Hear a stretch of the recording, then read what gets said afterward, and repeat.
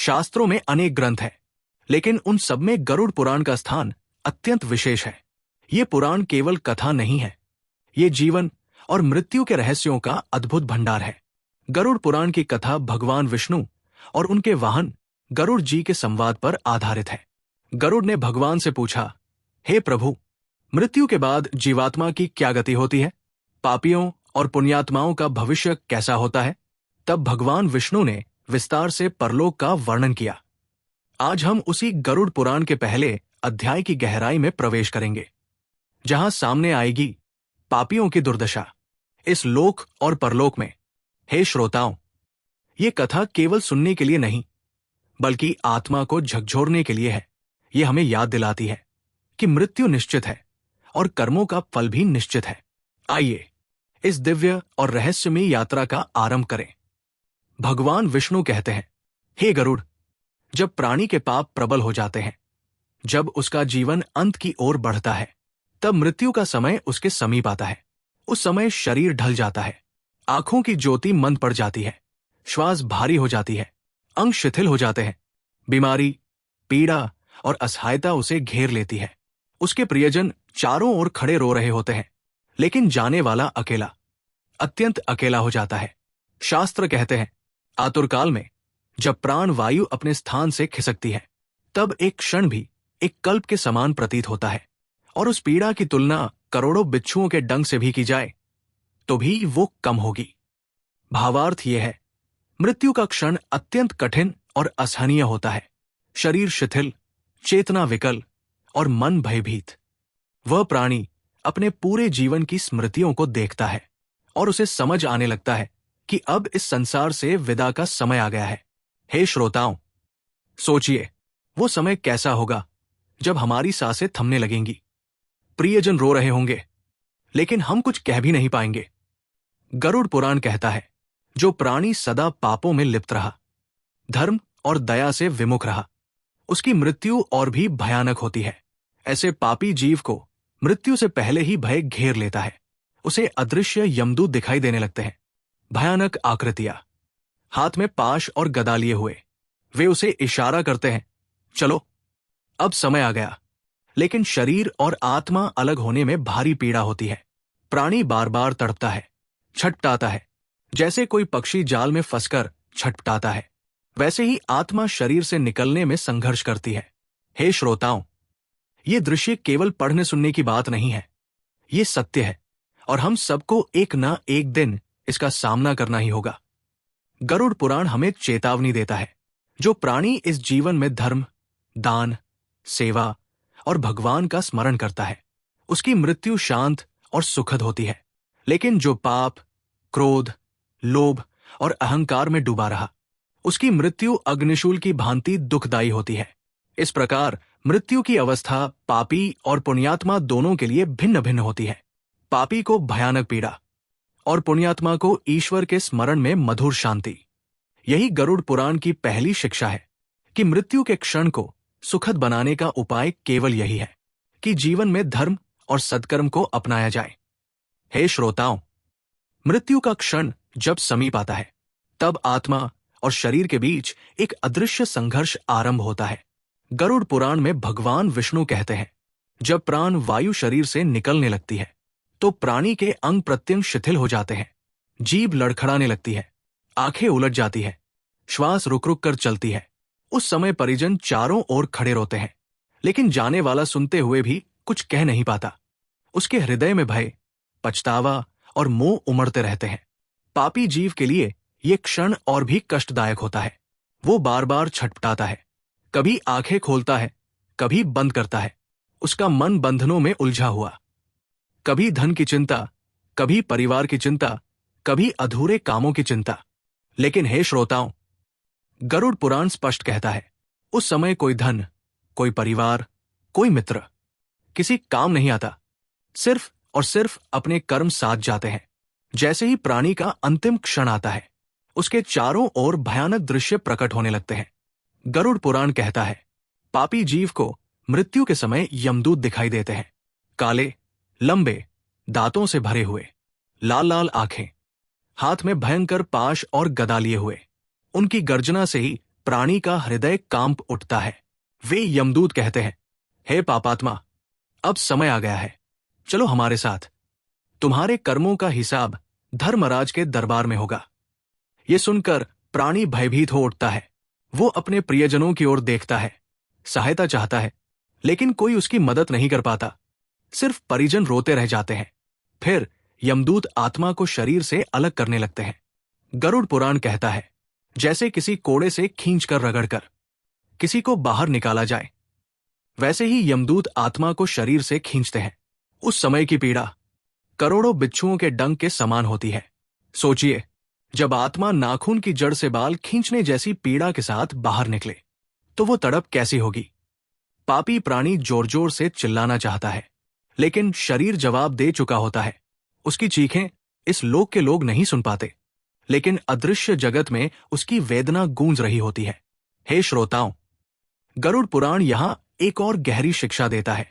पुण्यात्मा का प्राण निकलना मधुर और सरल होता है, जैसे फूल से सुगंध निकलती है, जैसे दीपक से लौ सहजता से ऊपर उठती है। उसका अंत शांत और सुखद होता है। लेकिन पापी का प्राण निकलना जैसे कांटों में उलझे कपड़े को खींचा जाए, वैसे ही कठिन और यातनामय होता है। यही कारण है कि मृत्यु के समय कोई प्रभु का नाम स्मरण करता है तो उसे सहज शांति मिलती है, लेकिन जिसने जीवन भर पाप किया, उसके लिए वही क्षण नरक का आरंभ बन जाता है। जब आत्मा शरीर से निकल जाती है, यमदूत उसे बांधकर अपने साथ ले जाते हैं। वो आत्मा अपने ही घर को छोड़ते हुए रोती है। कभी माता पिता को पुकारती है, कभी संतान को, कभी धन संपत्ति को देखती है, लेकिन यमदूत उसे खींचते हुए आगे बढ़ते हैं। गरुड़ पुराण कहता है, उस समय आत्मा प्यास से व्याकुल होती है, भूख से तड़पती है, लेकिन उसे कोई जल, कोई अन्न नहीं मिलता। मार्ग में भयंकर वन, तेज हवाएं, नुकीले पत्थर, भूत प्रेत और दुष्ट आत्माएं उसका मार्ग रोकती है। यमदूत उसे पीटते हैं, खींचते हैं और कहते हैं, चलो धर्मराज के दरबार तक पहुंचना है। हे श्रोताओं, सोचिए, मृत्यु का वो क्षण कितना भयानक है, जब यमदूत स्वयं सामने आकर आत्मा को खींच कर ले जाते हैं। गरुड़ पुराण हमें चेतावनी देता है कि इस मार्ग से कोई बच नहीं सकता। हम सबको एक ना एक दिन जाना है, लेकिन अंतर यही होगा कि पापी पीड़ा और भय के साथ जाएगा और पुण्यात्मा शांति और आनंद के साथ।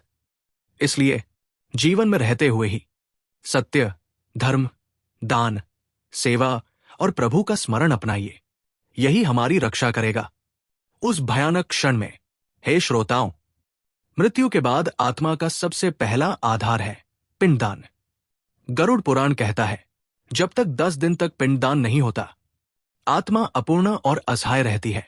हर दिन दिए गए पिंड से उसके शरीर का एक अंग निर्मित होता है।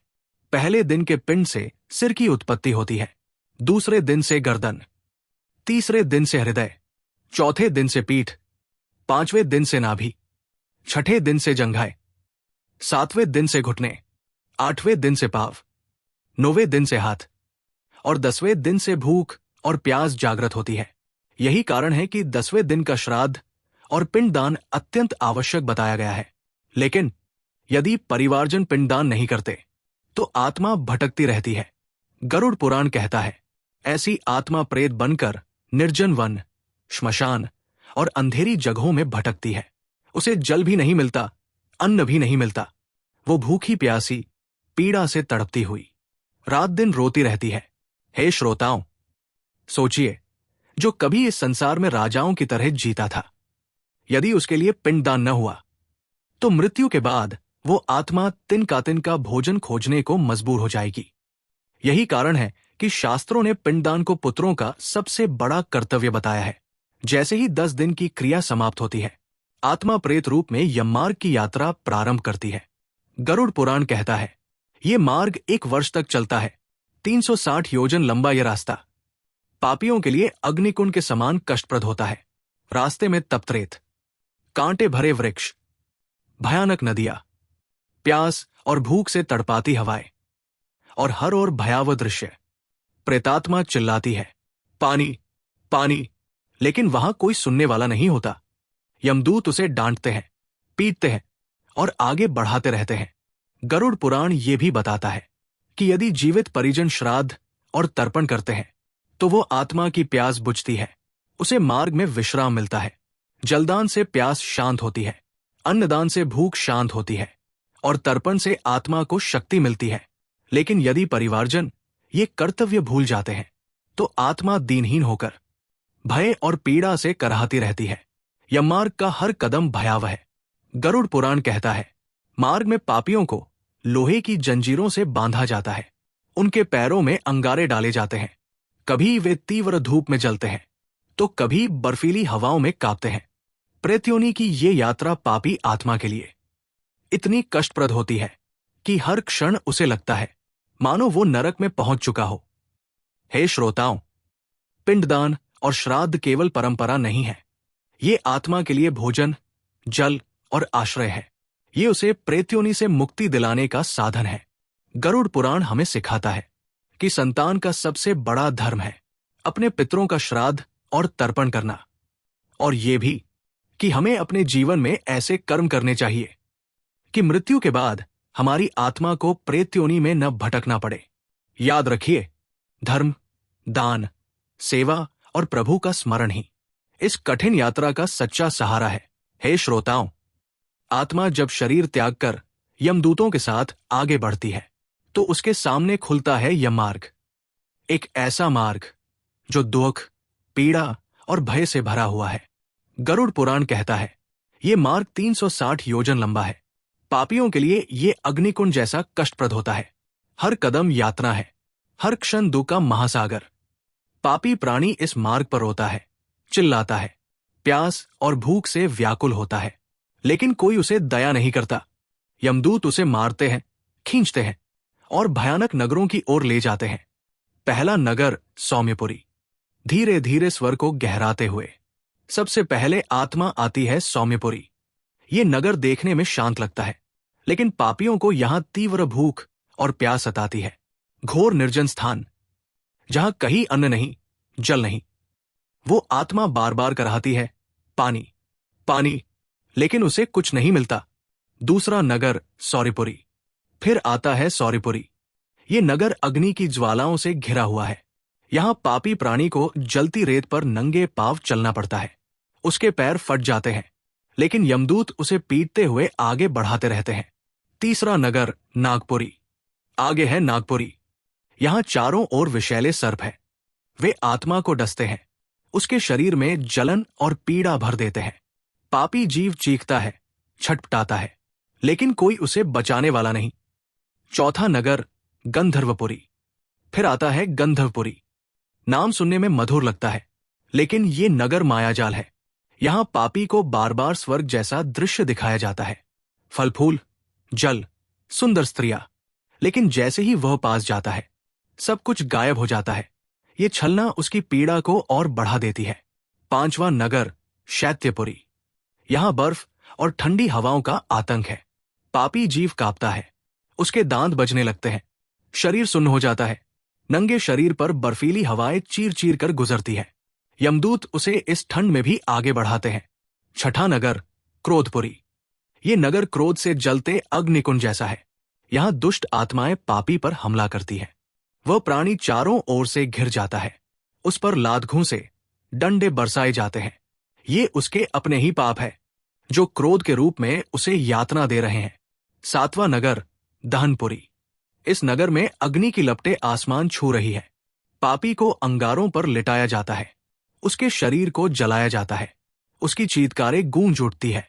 लेकिन यमदूत कहते हैं, यही तुम्हारे कर्मों का फल है। आठवां नगर यतनपुरी। ये नगर है यातनाओं का केंद्र। यहां हर प्रकार की पीड़ा दी जाती है। भोजन के लिए मारपीट, तेज भाले से छेदन, पथरीले पहाड़ों से गिराया जाना।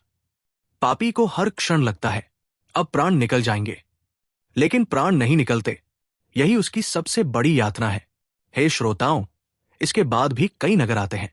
क्रूरपुरी, जहां दुष्ट राक्षस आत्मा को नोचते हैं।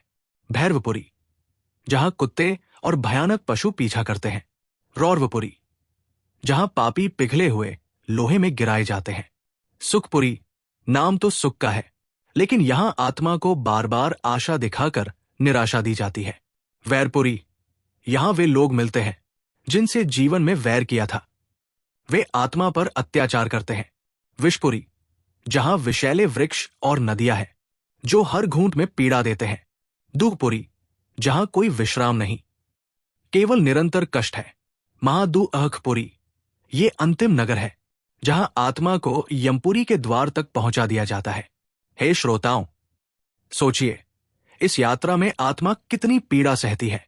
भूख, प्यास, ठंड, गर्मी, मारपीट, छल और निराशा, ये सब केवल उसी के लिए है जिसने जीवन में पाप किए हैं। गरुड़ पुराण हमें चेतावनी देता है कि यममार्ग का ये कठिन सफर हमारे कर्मों से ही बनता है। यदि जीवन में धर्म, दान, सेवा और प्रभु का स्मरण है तो आत्मा इस भयावह मार्ग से मुक्त हो सकती है। याद रखिए, पापी के लिए ये मार्ग नरक है और पुण्यात्मा के लिए ये मार्ग स्वर्ग का द्वार। हे श्रोताओं, अनेक नगरों और असंख्य यातनाओं से गुजरने के बाद आत्मा पहुंचती है यमपुरी के द्वार पर। यहां चारों ओर अंधकार है, भयावह हवाएं चल रही है और नगाड़ों की गूंजती ध्वनि सुनाई देती है। यमपुरी के द्वार पर खड़े हैं भयानक प्रहरी। वे पापियों को देखकर हंसते हैं। उनके हाथों में लोहे के भाले और त्रिशूल है। वे आत्मा को भीतर खींच ले जाते हैं जहां सामने है धर्मराज का विशाल दरबार। हे भक्तों, गरुड़ पुराण कहता है, धर्मराज महाबली काल की तरह काले वर्ण के हैं। उनकी आंखें अग्नि की ज्वालाओं जैसी चमकती है। हाथ में दंड है और वे महिष पर विराजमान है। उनके सामने बैठा है चित्रगुप्त, जो लेखा जोखा लिखने वाले महान देवता है। चित्रगुप्त की विशाल पुस्तक में हर आत्मा का पाप और पुण्य लिखा होता है। इस दरबार में न कोई रिश्वत चलती है, न कोई पक्षपात। यहां केवल सत्य बोला जाता है और केवल कर्मों का हिसाब देखा जाता है। जैसे ही पापी आत्मा दरबार में लाई जाती है, धर्मराज की दृष्टि उस पर पड़ती है। वे गंभीर स्वर में कहते हैं, चित्रगुप्त, इस जीव का लेखा प्रस्तुत करो। चित्रगुप्त अपनी पुस्तक खोलते हैं। वहां लिखा है, कब उसने सत्य बोला, कब असत्य, कब उसने चोरी की, कब दान किया, कब उसने परोपकार किया, कब अत्याचार। पापुण्य का ये लेखा इतना सटीक होता है कि आत्मा स्वयं भी इनकार नहीं कर पाती। उसे स्वीकार करना पड़ता है, हां, यही मेरे कर्म थे। गरुड़ पुराण में वर्णन आता है, जो पापी व्यक्ति झूठा है, लोभी है, व्यभिचारी है, हिंसक है। धर्मराज उसे कठोर शब्दों में फटकारते हैं। यमदूत उसे पकड़कर घसीटते हैं और नरक के भयानक कुंडों में फेंक देते हैं। वहां उसे लोहे के पंजों से चीरा जाता है, अग्नि में जलाया जाता है, सांपों और बिच्छुओं के बीच डाल दिया जाता है। वो आत्मा करुण चीत्कार करती है, लेकिन न्याय अविचल है। धर्मराज कहते हैं, हे जीव, ये वही है जो तूने जीवन में किया था। आज तू वही भोग रहा है। लेकिन हे श्रोताओं, धर्मराज केवल दंड देने वाले नहीं हैं, वे निष्पक्ष न्यायाधीश हैं। जब कोई पुण्यात्मा आत्मा आती है, चित्रगुप्त उसका पुण्य गिनाते हैं। सत्य बोलना, गरीबों की मदद करना, गौसेवा, माता पिता का सम्मान, भगवान का नाम जप, ऐसे पुण्यवान आत्मा के लिए धर्मराज उठकर खड़े हो जाते हैं। वे कहते हैं, हे जीव, तूने जीवन में धर्म का पालन किया, अब तुझे स्वर्गलों की प्राप्ति हो। तुरंत देवदूत आते हैं। वे उस आत्मा को फूलों की वर्षा के बीच स्वर्ग की ओर ले जाते हैं। हे श्रोताओं, गरुड़ पुराण का ये अध्याय हमें सिखाता है कि मृत्यु के बाद कोई वकील नहीं होगा, न कोई बचाने वाला। केवल हमारे कर्म ही हमारे साथी होंगे। पाप हमें यमदूतों की यातनाओं तक ले जाएगा और पुण्य हमें देवदूतों की गोद में। याद रखिए, धर्मराज का दरबार न्याय का दरबार है। वहां छल, कपट और झूठ का कोई स्थान नहीं। इसलिए हे मानव, जब तक जीवन है, सत्य बोलो, धर्म का पालन करो, दान करो, सेवा करो और भगवान का स्मरण करो, क्योंकि मृत्यु के बाद यही कर्म तुम्हारा निर्णय करेंगे। हे श्रोताओं, गरुड़ पुराण कहता है, जब आत्मा धर्मराज के दरबार में अपने पापों का हिसाब दे देती है, तो चित्रगुप्त के आदेश पर यमदूत उसे विशेष नरकों में डाल देते हैं। ये नरक 28 प्रमुख माने गए हैं और हर नरक किसी न किसी पाप का दंड देने के लिए है। वहां मिलने वाली यातनाएं इतनी भयानक है कि सुनकर भी मन कांप उठता है। आइए अब एक एक करके उन नरकों का वर्णन सुने। 1. रौरव नरक। ये नरक सबसे भयानक है। जो प्राणी दूसरों को कष्ट देता है, हिंसा करता है, उसे यहां भेजा जाता है। यहां रुरु नामक हिंसक जीव उस आत्मा को नोच नोच कर खाते हैं। वो जीव बार बार मरता और बार बार जीवित होता है। 2. शूकरमुख नरक। जो झूठ बोलता है और छल करता है, उसे इस नरक में डाला जाता है। यहां आत्मा को उल्टे कांटों वाले पेड़ों पर बांध दिया जाता है। हर हरकत पर उसके शरीर में कांटे चुभते हैं। 3. महानरक। ये नरक उन पापियों के लिए है जो माता पिता और गुरु का अपमान करते हैं। यहां आत्मा को अग्नि में झोंक दिया जाता है। लपटें उसे चारों ओर से जला डालती है, लेकिन प्राण नहीं निकलते। 4. कालसूत नरक। इस नरक में वे लोग डाले जाते हैं जो वचन भंग करते हैं और विश्वासघात करते हैं। यहां आत्मा को जलते लोहे की चादरों पर लिटाया जाता है। उसका पूरा शरीर जलकर काला हो जाता है। 5. अंधतमस नरक। यहां वे आत्माएं जाती है जो दूसरों को धोखा देकर अंधकारमय जीवन देती है। इस नरक में चारों ओर गहन अंधकार है। आत्मा को गड्ढों में फेंका जाता है जहां वो बार बार चोट खाती है। 6. असिपत्रवन नरक। ये नरक पापियों का जंगल है। यहां पेड़ों के पत्ते तलवार जैसे तेज होते हैं। आत्मा जब चलती है तो ये पत्ते उसके अंगों को काट डालते हैं। ये दंड व्यभिचारियों और वासनाओं में डूबे लोगों को मिलता है। 7. शालमली नरक। यहां आत्मा को शालमली वृक्ष पर चढ़ाया जाता है जिसमें आग के समान कांटे लगे होते हैं। यमदूत पापी को बार बार धक्का देकर चढ़ाते हैं और वह चीखते हुए कांटों में छेद जाता है।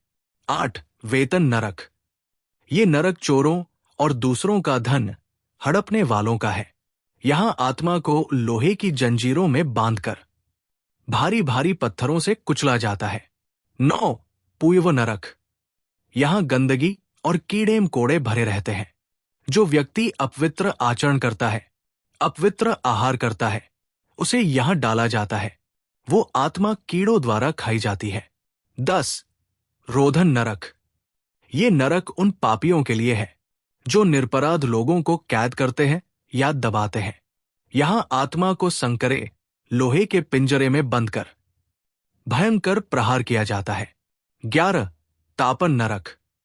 यहां आत्मा को जलते हुए कुंड में डाल दिया जाता है। जो व्यक्ति जलाकर मारता है या दूसरों को तपन देता है, उसे यही दंड मिलता है। 12. संजीवन नरक। यहां आत्मा को बार बार मारा जाता है और फिर जीवित किया जाता है। ये दंड उन लोगों के लिए है जो बार बार दूसरों की हत्या करते हैं। हे श्रोताओं, इसके अलावा और भी नरक है। सुखमुख, जहां झूठे गवाह को दंड मिलता है। सूदन, जहां पशु हिंसा करने वालों को यातना दी जाती है। सालमली, व्यभिचारियों के लिए। प्राणरोधन, हत्या करने वालों के लिए। अत्यंत द्रुण, जहां पापियों को लगातार मारकर गिराया जाता है। आवची मत्स्य, जहां मछलियों की तरह काटा जाता है। हर नरक का दंड अलग है, लेकिन सभी यातनाएं असहनीय हैं। हे श्रोताओं, गरुड़ पुराण इन नरकों का वर्णन हमें डराने के लिए नहीं करता, बल्कि हमें चेताने के लिए करता है। हर नरक, हर यातना हमें ये बताती है कि पाप का फल अवश्य मिलेगा। कर्मों से कोई बच नहीं सकता। यदि हम जीवन में सत्य, दया और धर्म को अपनाएं, तो ये सब भयावह नरक हमें छू भी नहीं पाएंगे और आत्मा सीधे पुण्यलोक की ओर जाएगी। तो हे मानव, जब तक शरीर है तब तक अपने हर कार्य को सोच समझ कर करो, क्योंकि मृत्यु के बाद धर्मराज का दरबार और ये नरक तुम्हारी प्रतीक्षा कर रहे हैं।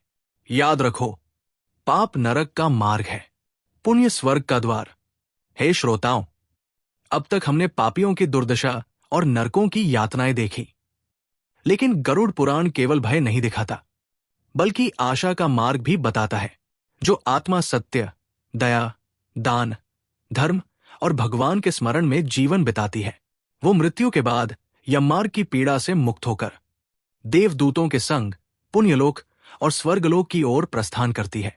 जब धर्मराज चित्रगुप्त से पापुण्य का लेखा सुनते हैं और यदि आत्मा के पुण्य अधिक होते हैं तो वे मुस्कुराकर कहते हैं, हे जीव, तूने धर्म का पालन किया है, अब देवदूत इसे स्वर्गलोक ले जाए।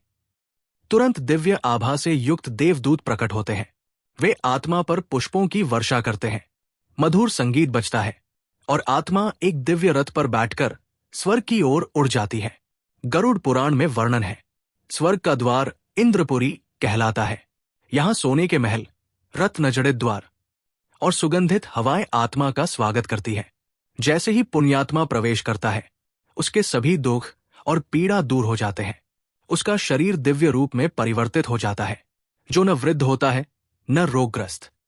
सुगंधित उद्यान, स्वर्ग में नंदनवन जैसे बाग हैं, जहां कल्पवृक्ष और पारिजात वृक्ष लगे हैं। ये वृक्ष इच्छानुसार फल और फूल प्रदान करते हैं। सुगंधित नदियां, यहां गंगा, मंदाकिनी और दिव्य झरने बहते हैं। इनके जल से आत्मा अमृतमय हो जाती है। स्वर्ग की देवियां, अप्सराएं यहां नृत्य और गान करती है। उनका सौंदर्य अद्भुत है, जो आत्मा को आनंद और शांति प्रदान करता है। देवताओं का संग, स्वर्ग में इंद्रदेव, वरुण देव, कुबेर, अग्नि और मरुत सब मिलकर पुण्यात्मा का स्वागत करते हैं। हे श्रोताओं, स्वर्ग में न भूख है न प्यास, न रोग है न शोक। वहां केवल आनंद है, सुख है और ईश्वर की निकटता है। गरुड़ पुराण कहता है, जहां शाश्वत सुख हो, जहां दुख का नाम तक न हो, जहां आत्मा केवल प्रकाश में स्नान करे, वही है स्वर्गलोक। लेकिन ये सुख केवल उन्हीं आत्माओं को मिलता है जो जीवन में धर्म का पालन करती है, जो सत्य बोलते हैं, जो दान करते हैं, जो अतिथि का सम्मान करते हैं, जो गौ, ब्राह्मण और माता पिता की सेवा करते हैं और जो प्रभु का नाम स्मरण करते हैं। ऐसे पुण्यात्मा ही स्वर्ग की यात्रा करते हैं। हे श्रोताओं, एक बात याद रखिए, स्वर्ग भी कर्म का ही फल है। यहां आत्मा तब तक रहती है जब तक उसका पुण्य समाप्त नहीं हो जाता। जब पुण्य खत्म होता है तो आत्मा पुनः पृथ्वी पर जन्म लेती है। लेकिन जो जीव ईश्वर का सतत भजन करता है, ज्ञान और भक्ति के मार्ग पर चलता है, वो केवल स्वर्ग ही नहीं पाता बल्कि मोक्ष पाता है। मोक्ष वो अवस्था है जहां आत्मा जन्म मरण के चक्र से मुक्त हो जाती है और सदा सर्वदा परमात्मा में लीन हो जाती है। गरुड़ पुराण का ये भाग हमें बताता है कि नरक और स्वर्ग दोनों हमारे कर्मों पर निर्भर हैं। हम ही अपने भविष्य के निर्माता हैं। यदि हम धर्म मार्ग अपनाएं तो स्वर्ग की अपार महिमा हमारी प्रतीक्षा कर रही है, और यदि पाप मार्ग अपनाएं तो नरक की यातनाएं निश्चित है। इसलिए हे मानव, जीवन को व्यर्थ न गवाओ। धर्म, दया और भगवान का स्मरण ही तुम्हें पुण्य लोक और स्वर्ग की ओर ले जाएगा। तो हे श्रोताओं, नरकों की भयावता से बचने के लिए और स्वर्ग की दिव्यता पाने के लिए आवश्यक है कि हम अपने हर कर्म पर ध्यान दें। याद रखो, पाप नरक का द्वार है और पुण्य स्वर्ग की सीढ़ी। अतः सदा पुण्य का मार्ग चुनो और प्रभु की शरण में रहो। यही गरुड़ पुराण का सच्चा संदेश है। हे श्रोताओं, नरक और स्वर्ग दोनों ही कर्मों का फल है, लेकिन इन दोनों से भी ऊंचा है मोक्ष। मोक्ष वो अवस्था है जहां आत्मा सभी बंधनों से मुक्त हो जाती है। न उसे पुनर्जन्म लेना पड़ता है, न उसे नरक या स्वर्ग में भटकना पड़ता है। गरुड़ पुराण कहता है, जीव जब अपने वास्तविक स्वरूप को पहचान लेता है तो वो परमात्मा में विलीन होकर अमरत्व प्राप्त करता है। जब पुण्यात्मा अपने सभी कर्मों से ऊपर उठ जाता है और ईश्वर का अखंड स्मरण करता है तो मृत्यु के बाद उसकी यात्रा भिन्न हो जाती है। ऐसी आत्मा को यमदूत छू भी नहीं सकते। उसके लिए दिव्य दूत आते हैं। वे उसे फूलों की वर्षा के बीच मधुर वीणा और शंखनाद के साथ स्वर्णिम मार्ग पर ले जाते हैं। ये मार्ग उत्तरायण पथ कहलाता है, जिसे देवयान मार्ग भी कहते हैं। ये मार्ग सीधा ब्रह्मलोक की ओर जाता है। गरुड़ पुराण के अनुसार जब आत्मा इस दिव्य पथ से गुजरती है तो वो क्रमशः सूर्यलोक, चंद्रलोक, अग्निलोक और अंततः ब्रह्मलोक तक पहुंचती है। वहां आत्मा परमात्मा के प्रकाश में स्नान करती है। अब न कोई भूख, न प्यास, न जन्म, न मृत्यु, न सुख, न दुख, केवल शांति, केवल आनंद, केवल प्रकाश। यही है मोक्ष। हे श्रोताओं, गरुड़ पुराण बताता है कि मोक्ष प्राप्त करना कठिन नहीं है। इसके लिए चाहिए सत्य और धर्म का पालन, हर स्थिति में सत्य बोलना और धर्म का मार्ग अपनाना, भक्ति और नामस्मरण, भगवान विष्णु, शिव या किसी भी आराध्य का सतत स्मरण करना। मृत्यु के समय यदि भगवान का नाम स्मरण हो जाए तो आत्मा सीधे मोक्ष की ओर जाती है। दान और सेवा, अन्नदान, जलदान, गौसेवा, ब्राह्मण सेवा और गरीबों की मदद, माता पिता और गुरु की सेवा, इन्हें प्रसन्न करने वाला प्राणी भगवान को प्रसन्न करता है।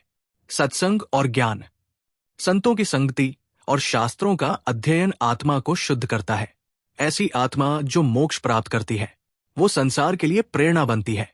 उसका जीवन ये संदेश देता है कि धन, दौलत और पद केवल माया है। सच्चा खजाना धर्म और भक्ति है और सच्चा लक्ष्य केवल परमात्मा है। मोक्षी आत्मा कभी पुनः जन्म लेकर दुख नहीं भोगती, वो सदा के लिए मुक्त हो जाती है। हे श्रोताओं, गरुड़ पुराण का अंतिम संदेश यही है कि जीवन केवल खाने पीने, कमाने और भोगने के लिए नहीं है। जीवन का असली उद्देश्य है परमात्मा की प्राप्ति और मोक्ष की साधना। पाप नरक की ओर ले जाते हैं, पुण्य स्वर्ग की ओर ले जाते हैं और भक्ति, ज्ञान और वैराग्य मोक्ष की ओर ले जाते हैं। याद रखो, नरक और स्वर्ग अस्थायी है लेकिन मोक्ष शाश्वत है। तो हे मानव, जब तक शरीर है भक्ति करो, सेवा करो, दान करो और हर क्षण ईश्वर का स्मरण करो, क्योंकि अंततः यही साधना तुम्हें नरक और स्वर्ग से परे ले जाएगी और मोक्ष के उस द्वार तक पहुंचा देगी जहां आत्मा सदा सर्वदा के लिए परमात्मा में लीन होकर परमानंद का अनुभव करेगी। यही है आत्मा की परम यात्रा।